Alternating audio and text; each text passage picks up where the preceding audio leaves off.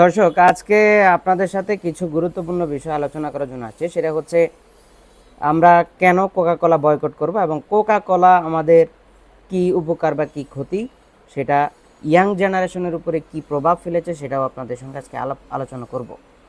তো বিষয় হচ্ছে, আমরা ইতিমধ্যে একটি জনপ্রিয় নাটকের নাম দেখেছি, সেটা হচ্ছে ব্যাচেলর পয়েন্ট। ব্যাচেলর পয়েন্টে আমরা সারাপ আহমেদ জীবন আর হচ্ছে শিমুল, এদের দুজনকেও আমরা সেই ব্যাচেলর পয়েন্ট নাটকে দেখেছি। তো এর আগে আমরা নাটকের পরিচালক বলতে তেমন কাউকে চিনতাম না, আমি ব্যক্তিগতভাবেও চিনতাম না।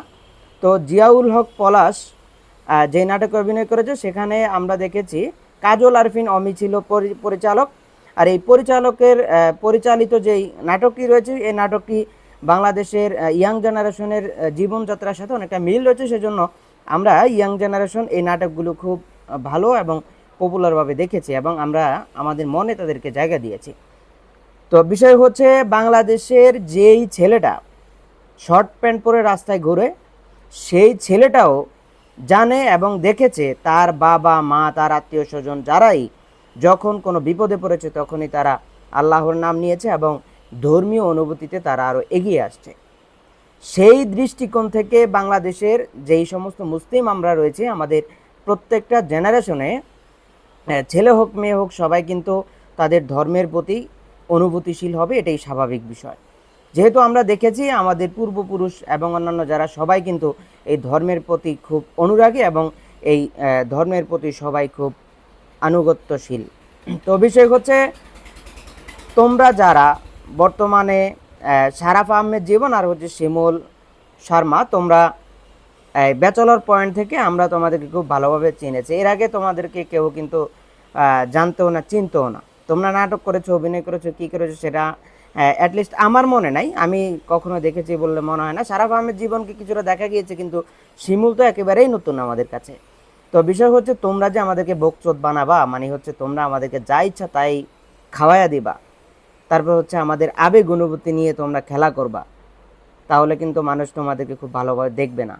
বিষয় হচ্ছে, বাংলাদেশের মানুষ যেভাবে তোমাদেরকে ভালোবাসা বুকে টানতে পারে, ঠিক একইভাবে এক লাথি মেরে তোমাদেরকে অনেক দূরেও ফালাই দিতে পারে। আমরা কিন্তু সেই জাতি, বাঙালি জাতি কিন্তু এত সহজে ছেড়ে দেওয়ার মাল না। অতএব তোমাদেরকে বলবো, তোমরা কোকা কোলার বিজ্ঞাপন দিয়ে এবং সেখানে তোমরা বাঙালিকে বোকা বানানোর একটা পায়তারা করছো যে ফিলিস্তিনেও এর ফ্যাক্টরি রয়েছে। ফিলিস্তিনে ফ্যাক্টরিটা কী জন্য করা হয়েছে, কেন করা হয়েছে, এবং ফিলিস্তিনিরা অর্থাৎ ইসরায়েলিরা ফিলিস্তিনে ফ্যাক্টরি করেছে ফিলিস্তিনকে ধ্বংস করার জন্য, সেটা তোমরা বলতেছো যে সেখানেও ফ্যাক্টরি আছে, সেখানেও এই মাল তৈরি হয়। বিষয়টা কিন্তু আসলে তা না। যেমন ম্যানুফ্যাকচার করা হয়, বাংলাদেশেও ম্যানুফ্যাকচার করা হয়, ঠিক ওই জায়গায়ও কিন্তু এরকম করা হইতো।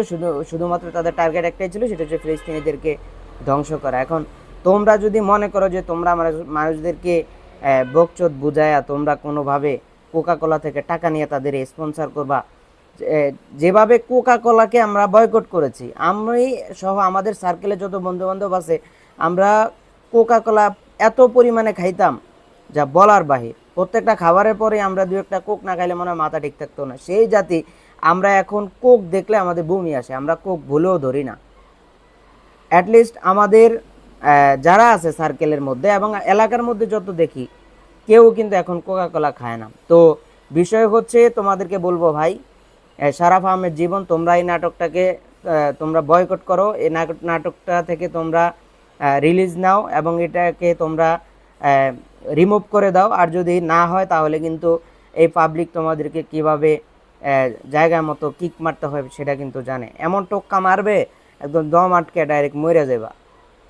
এজন্য আমাদের ধর্মীয় অনুভূতি, আমি বলবো, মানে বাংলাদেশের যেই সমস্ত ছেলেরা উশৃঙ্খল বা যারা একেবারে মানে চলাফেরায় উদ্ভট, তারাও কিন্তু দিন শেষে তুমি দেখবা ধর্মের প্রতি তাদের ন্যূনতম হলেও তাদের অনুভূতি কাজ করে এবং সেই অনুভূতির জায়গায় কিন্তু তোমরা আঘাত করেছো।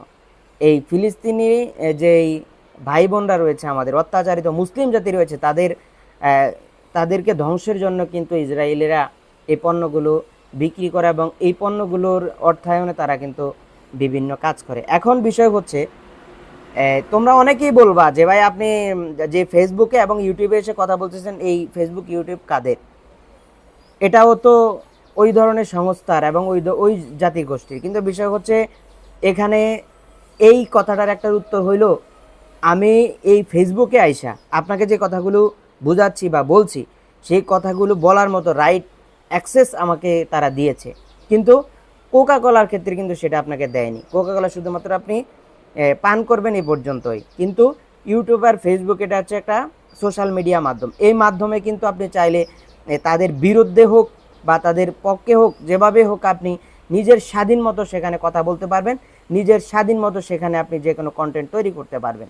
তো বিষয় হচ্ছে ইসরায়েলিদেরকে সরাসরি সাহায্য করা থেকে এড়ানোর জন্য অবশ্যই কোক বয়কট করতে হবে, এবং যেই সমস্ত কোমল পানীয় এবং যে সমস্ত পণ্যগুলো সরাসরি ইসরায়েলিদের, তাদের এই পণ্যগুলো আমরা বয়কট করব এবং আমাদের জেনারেশনকে সেটা বয়কট করার জন্য আহ্বান করব।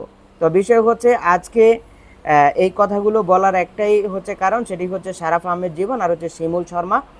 তোমাদেরকে আমরা ব্যাচেলর পয়েন্ট থেকে নিয়ে এসেছি, আমাদের ভালোবাসার জায়গায় নিয়ে এসেছি। এখন তোমরা অলরেডি ভালোবাসার জায়গায় আমাদের অনুভূতিতে আঘাত করেছো ভাই।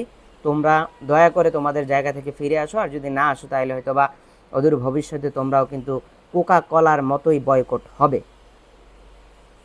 তো এই ভিডিওতে যারা সম্পূর্ণ সময় জুড়ে আমার সঙ্গে ছিলেন, আপনাদেরকে গভীর ভালোবাসা জানিয়ে পর্যন্ত শেষ করছি।